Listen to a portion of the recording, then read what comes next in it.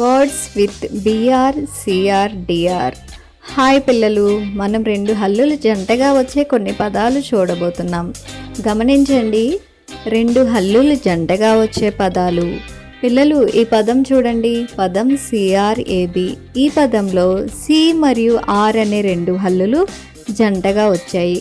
ఎక్కువ ఇంగ్లీష్ పదాల్లో రెండు హల్లులు జంటగా వచ్చి వాటి మధ్య హచ్చులు లేకపోతే అప్పుడు ఆ రెండు హల్లులు సంయుక్తాక్షరం అవుతాయి. కాబట్టి సిఆర్ఏబి పదం ఉచ్చరించేటప్పుడు సిఆర్ యొక్క ఉచ్చారణ మనం ఖరా అని కాకుండా క్ర అని తీసుకుంటాం. గమనించండి, ఉచ్చారణ కారా కాదు, క్ర అవుతుంది. సిఆర్ఏ యొక్క శబ్దం క్ర్యా, కాబట్టి సిఆర్ఏబి యొక్క ఉచ్చారణ అవుతుంది క్రాబ్. క్రాబ్ అంటే పీత. తరువాత పదం చూద్దాం, పదం జిఆర్ఐపి. పిల్లలు, ఈ పదంలో కూడా జి మరియు ఆర్ అనే రెండు హల్లులు జంటగా వచ్చాయి. వీటి మధ్య ఎలాంటి ఓవెల్ లేదు, కాబట్టి జిఆర్ యొక్క శబ్దం ఘర్ కాకుండా గ్ర అవుతుంది. జిఆర్ఐ యొక్క శబ్దం గ్రీ అవుతుంది. కాబట్టి జిఆర్ఐపి యొక్క ఉచ్చారణ అవుతుంది గ్రీప్, గ్రిప్. గమనించండి పిల్లలు, ఈ వీడియోలో మనం వివిధ హల్లులకు ఆర్ కలుపుతున్నాం మరియు ఆ రెండు అక్షరాల శబ్దాన్ని సంయుక్త పద్ధతిలో తీసుకోబోతున్నాం. గమనించండి, బిఆర్ యొక్క శబ్దం భారా కాకుండా భ్ర అవుతుంది. డిఆర్ యొక్క శబ్దం ఢారా కాకుండా ఢ్ర అవుతుంది.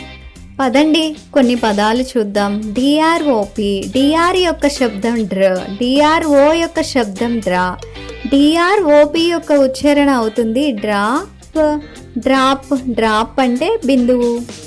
తర్వాత పదం చూద్దాం, పదం డిఆర్యుజి. డిఆర్ యొక్క శబ్దం డ్ర, డిఆర్యు యొక్క శబ్దం డ్రా మరియు డిఆర్యుజి యొక్క ఉచ్చారణ అవుతుంది డ్రాగ్, డ్రగ్. డ్రగ్ అంటే మందు.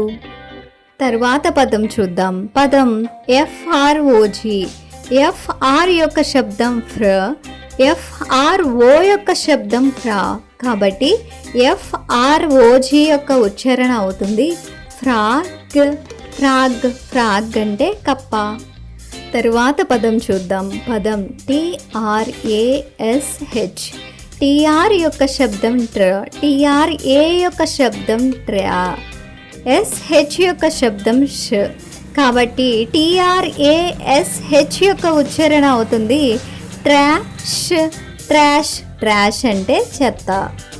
తరువాత పదం చూద్దాం, పదం డిఆర్యుఎం. డిఆర్యు యొక్క శబ్దం డ్ర, డిఆర్యుఎం యొక్క ఉచ్చారణ అవుతుంది డ్రమ్, డ్రమ్. డ్రమ్ అంటే డోలు. పిల్లలు, మీకు అర్థమవుతుందిగా, రెండు హల్లులు జంటగా వచ్చినప్పుడు వాటి మధ్య హచ్చు లేకపోతే అప్పుడు ఎక్కువ పదాలు అవి సంయుక్తాక్షరం అవుతాయి.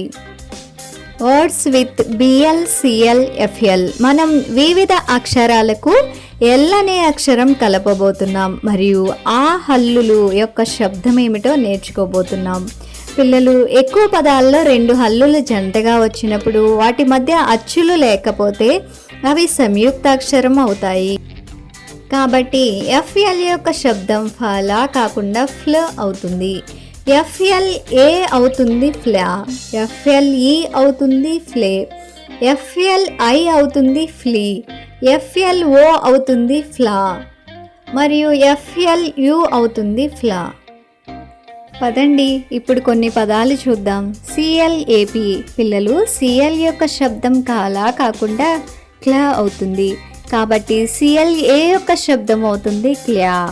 సిఎల్ఏపి యొక్క ఉచ్చారణ అవుతుంది క్లాప్, క్లాప్. క్లాప్ అంటే చప్పట్లు కొట్టడం. తరువాత పదం చూద్దాం, పదం ఎస్ఎల్ఐపి. ఎస్ఎల్ యొక్క శబ్దం సాలా కాకుండా స్లా అవుతుంది. కాబట్టి ఎస్ఎల్ఐ యొక్క శబ్దం అవుతుంది స్లీ. ఎస్ఎల్ఐపి యొక్క ఉచ్చారణ అవుతుంది స్లిప్, స్లిప్. స్లిప్ అంటే జారడం. తర్వాత పదం చూద్దాం, పదం ఎస్ఎల్యుఎం.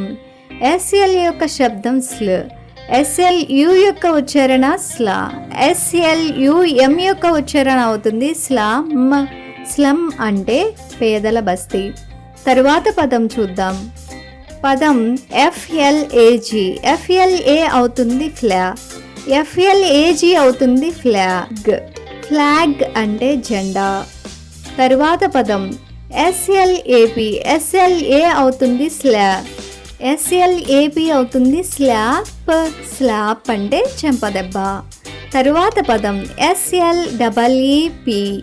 ఎస్ఎల్ఈ అవుతుంది స్లీ, ఎస్ఎల్ఈపి అవుతుంది స్లీప్. స్లీప్. స్లీప్ అంటే నిద్రపోవడం.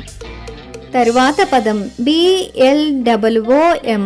పిల్లలు, బిఎల్ యొక్క శబ్దం బాలా కాకుండా బ్ల అవుతుంది, కాబట్టి బిఎల్ఓఎం యొక్క ఉచ్చారణ అవుతుంది బ్లూమ్.